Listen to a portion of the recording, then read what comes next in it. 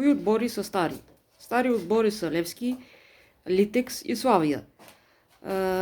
ЦСКА е създаден 1944 година и е отбор на армията, а Левски се води отбор на полицаите. Левски като отбор има много успехи.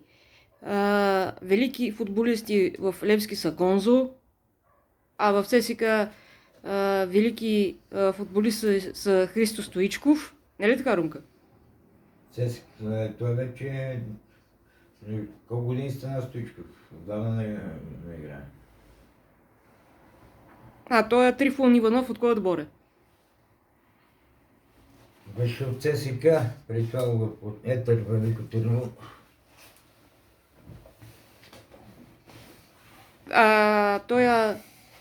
Кажи го да е Христо Стоичков, Трифон Иванов, но той умря, нали? Трифон почина. Това, кажи го...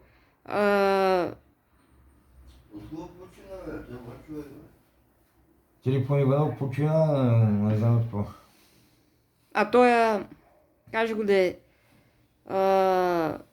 Христо Стоичков, Гонзо, Трифон Иванов. През 90-те кои футболисти са били велики?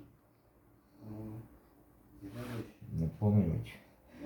Тия Балуков, Стоичков, Пенев, Костадинов. Стоилов. Мари Стоилов. Много беше.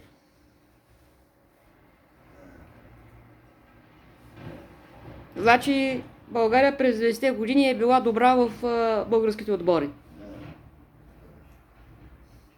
Четвърто място в света. 94-та ли беше? Да. Четвърто място. Значи само в българския отбор и българския футбол сме били велики. А след това?